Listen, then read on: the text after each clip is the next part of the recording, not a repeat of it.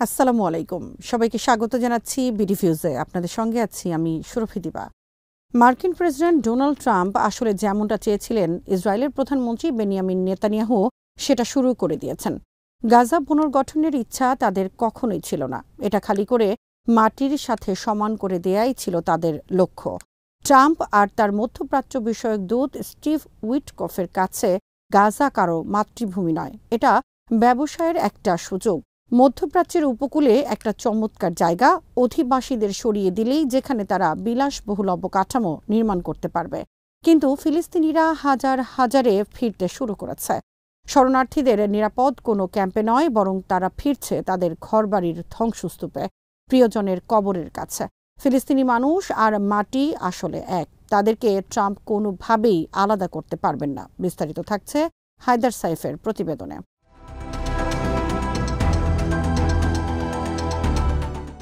গাজাকে real এস্টেটের আদর্শ জায়গা হিসেবে দেখছেন মার্কিন প্রেসিডেন্ট ট্রাম্প। এখানকার আদর্শ অবস্থান আর চমৎকার আবহাওয়ার কথা বলেছেন তিনি, যেন বিলাসবহুল রিসোর্টের জন্য তিনি জমি খুঁজছেন। গাজাকে তিনি ফিলিস্তিনের অংশ হিসেবে দেখেননি, ফিলিস্তিনের মাতৃভূমি হিসেবে দেখেননি। কিন্তু গাজা কোনো রিয়েল এস্টেটের জমি নয়, কোনো উন্নয়ন প্রকল্প নয়, বহিরাগতদের কোনো রিসোর্ট নয়। গাজা ফিলিস্তিনের অংশ।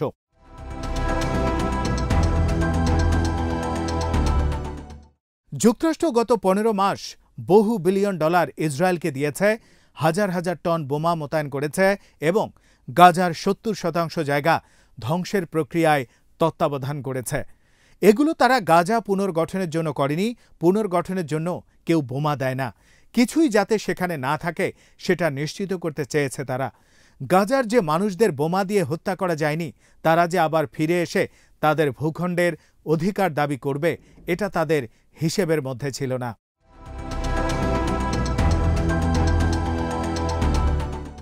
ট্রাম্প বিষয়টা পরিষ্কার করেছেন, এর কোনো বিকল্প নেই। সম্প্রতি এক সংবাদ সম্মেলনে এক সাংবাদিক তাকে ফিলিস্তিনিদের জর্ডান বা মিশরে পাঠানোর ব্যাপারে জিজ্ঞেস করেছিলেন, কারণ দুই রাষ্ট্রের এই প্রস্তাব নাকচ করেছে। এখন তাদের রাজি করাতে ট্রাম্প তাদের উপর শুল্ক আরোপ করতে পারেন কিনা এটা জানতে চেয়েছেন সাংবাদিক। জবাবে ট্রাম্প বলেছেন, তারা এটা করবে, তারা অবশ্যই করবে।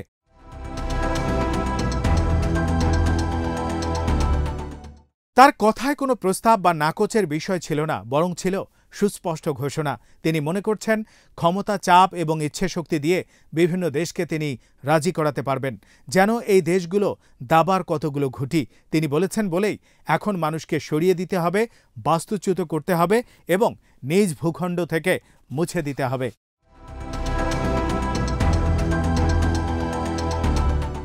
ট্রাম্প তার পুরো রাজনৈতিক ক্যারিয়ারে অভিবাসনের বিরুদ্ধে লড়েছেন। দেশের সীমান্ত বন্ধ করা, দেয়াল নির্মাণ ও শরণার্থীদের নিষিদ্ধের কথা বলেছেন।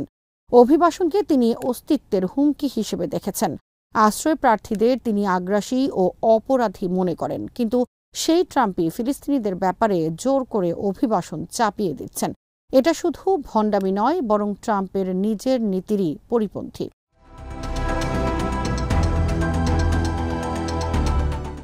ট্রাম্প যে ডিল অব দ্য সেঞ্চুরি ঘোষণা করেছিলেন, সেটা যদিও সিংহভাগ ইসরায়েলের পক্ষে ছিল, তারপরও কিছুটা হলেও ফিলিস্তিন রাষ্ট্রের অংশ ছিল সেখানে। গাজাকে সেখানে ভবিষ্যৎ ফিলিস্তিন রাষ্ট্রের অংশ গণ্য করা হয়েছিল, যদিও সেই রাষ্ট্র ছিল দুর্বল এবং ইসরায়েলের প্রায় অধীন। কিন্তু সেই দুর্বল রাষ্ট্রের ধারণাটাও এখন ট্রাম্পের সহ্য হচ্ছে না। গাজার মানুষকে জোর করে সরিয়ে দেওয়ার প্রস্তাবের মাধ্যমে তিনি পরিকল্পনায় শুধু বদলে দিচ্ছেন না, বরং সেটা পুরোপুরি ত্যাগ করছেন।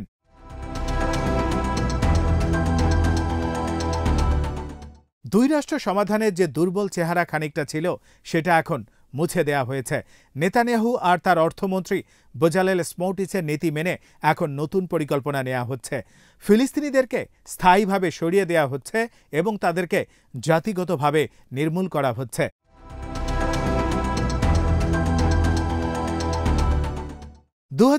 সালের জানুয়ারিতে কট্টর ডানপন্থীদের এক সম্মেলনে ইসরায়েলের মন্ত্রীরা অংশ নিয়েছিলেন। সেখানে গাজার ভবিষ্যৎ নিয়ে তারা বলেন, কোনো পুনর্গঠন বা দখল হবে না, বরং পুরোপুরি সরিয়ে দেয়া হবে।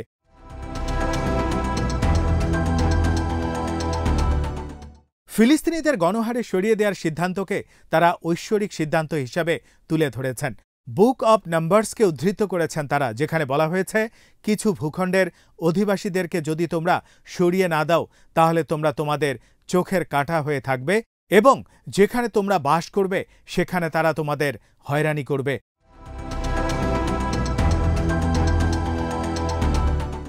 এটা কোনো রাজনৈতিক কৌশল নয়, এটা বাইবেলীয় যুদ্ধ।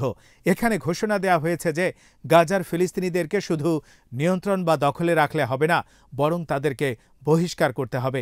এই আদর্শই প্রথম নাকবার জন্ম দিয়েছিল, আর এই যুক্তিতেই তারা বহু দশক ধরে ঔপনিবেশিক দখলদারিত্ব আর হত্যাযজ্ঞ চালিয়ে আসছে।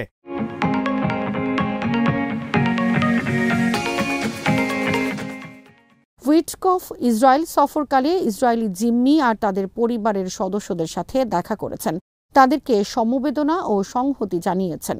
ফিলিস্তিনি কোনো বন্দি পরিবারের সাথে সেটা ঘটেনি, এমনকি লোক দেখানোর জন্যও নয়। ইসরায়েলের বর্বর বোমা হামলায় যে হাজার হাজার পরিবার ধ্বংস হয়ে গেছে তাদের ব্যাপারে সামান্য উদ্বেগ দেখাননি তিনি।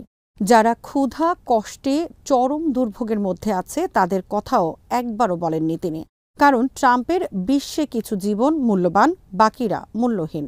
আগের মার্কিন প্রশাসন কট্টর ডানপন্থী ইসরায়েলি মন্ত্রী স্মোটরিচকে বয়কট করেছিল, কারণ সে খোলামেলা বর্ণবাদী কথাবার্তা বলত, কিন্তু তার সাথে এবার ঘনিষ্ঠ বৈঠক করেছেন উইটকফ।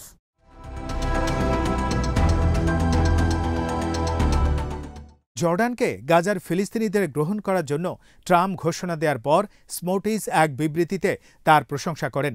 আউট অব দ্য বক্সের সমাধান বের করার জন্য ট্রাম্পকে সাধুবাদ দেন তিনি। উইটকফের সাথে বৈঠকের পরও একই মন্তব্য করেন স্মোটরিচ।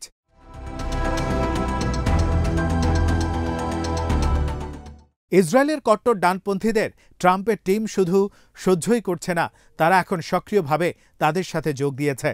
গাজার জনগোষ্ঠীকে সরিয়ে দেওয়ার পরিকল্পনা ইসরায়েলের অনেক পুরনো। বহু দশক ধরে এই নীতি তারা পোষণ করে আসছে। 1967 সালের পর ইসরায়েল যখন গাজা দখল করেছিল তখনকার প্রধানমন্ত্রী লেভি এশকাল গাজা খালি করার কথা বলেছিলেন। এই লক্ষ্য অর্জনের জন্য নীরবে, শান্তভাবে এবং গোপনে কাজ করার কথা বলেছিলেন তিনি।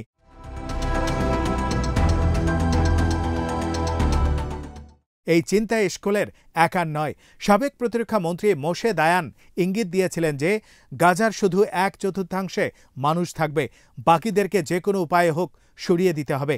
এই উচ্চাকাঙ্ক্ষা নিয়ে তার কোনো রাগঢাক ছিল না। তিনি বলেছিলেন, আমরা যদি 3 লাখ শরণার্থীকে গাজা থেকে অন্য জায়গায় সরিয়ে দিতে পারি তাহলে কোনো সমস্যা ছাড়াই গাজাকে ইসরায়েলের সাথে যুক্ত করতে পারব।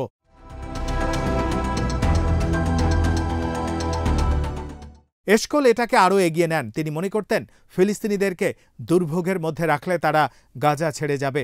তিনি শিউরে ওঠার মতো পরিকল্পনাটা এভাবেই উল্লেখ করেছিলেন, আমরা যদি তাদেরকে যথেষ্ট পানি না দেই তাহলে তাদের কোনো বিকল্প থাকবে না, তাদের গাছপালাগুলো হলুদ হয়ে শুকিয়ে যাবে।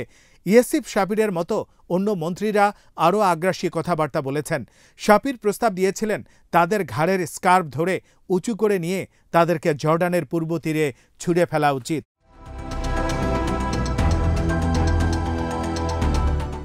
ইসরায়েলের আরেক মন্ত্রী ইগল অ্যালোনও গণহারে বহিষ্কারের কথা বলেছিলেন। তিনি বলেন, এই অভিবাসী প্রক্রিয়াকে আমাদের গুরুত্ব দিয়ে দেখতে হবে। তার যুক্তি হল, সিনাই অঞ্চলে গাজার পুরো জনগোষ্ঠীর জায়গা দেওয়া সম্ভব। তিনি বলেছিলেন, শুধু আল আরিশ নয়, বরং পুরো সিনাই এলাকাতে গাজার শরণার্থীদের জায়গা হতে পারে। আমি মনে করি আমাদের অপেক্ষা করা উচিত নয়, এখনই এই প্রক্রিয়া শুরু করতে হবে। 1967 সালে যে কথাগুলো বলা হয়েছিল এখন সেগুলো প্রায় একই ভাষায় প্রতিধ্বনি করা হচ্ছে। ইসরায়েলের কট্টর ডানপন্থী রাজনীতিবিদ স্মোটরিচ ও ইতামার বেন গাভির গাজা থেকে ফিলিস্তিনিদের অভিবাসনের কথা বলেছেন। ভাষা কিছুটা বদলেছে, কিন্তু লক্ষ্য তাদের একই রয়ে গেছে।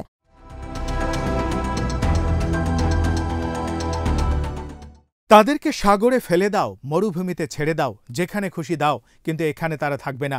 1948, 1967 বা আজ নীতি তাদের একই আছে, নির্মূল করো, বহিষ্কার করো, মুছে দাও। কিন্তু বোমা, ক্ষুধা এবং বিপর্যয় এত কিছুর পরও গাজার মানুষ ফিরে আসছে।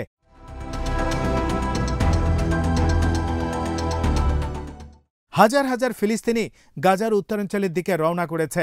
নিজের ঘরবাড়ি ধ্বংসস্তূপে হলেও তারা ফিরতে চায়। তারা আশ্রয়কেন্দ্রের দিকে যাচ্ছে না, যাচ্ছে নিজের ঘরের ধ্বংসস্তূপের দিকে।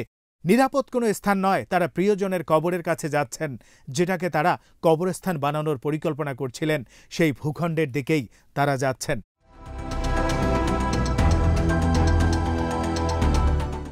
তারা মার্চ করছেন কারণ ইতিহাস কখনো দখলদারদের পক্ষে ছিল না।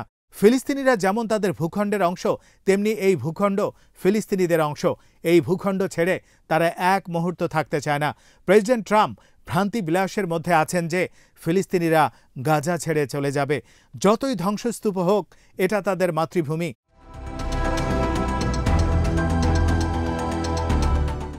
ফিলিস্তিনিদের বের করে দেওয়ার জন্য এশকোলের চেষ্টা যেভাবে ব্যর্থ হয়েছিল, ট্রাম্পের জাতিগত নির্মূলের পরিকল্পনাও একইভাবে ব্যর্থ হবে। এশকোল যখন পরিকল্পনা নিয়েছিলেন তখন গাজার জনসংখ্যা ছিল 4 লাখ, তিনি পারেননি। আজ গাজার জনসংখ্যা 2 মিলিয়ন। ট্রাম্পও তাই একইভাবে ব্যর্থ হবেন।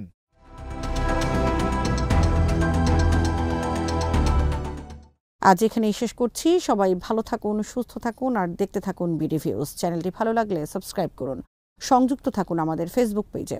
আল্লাহ হাফেজ।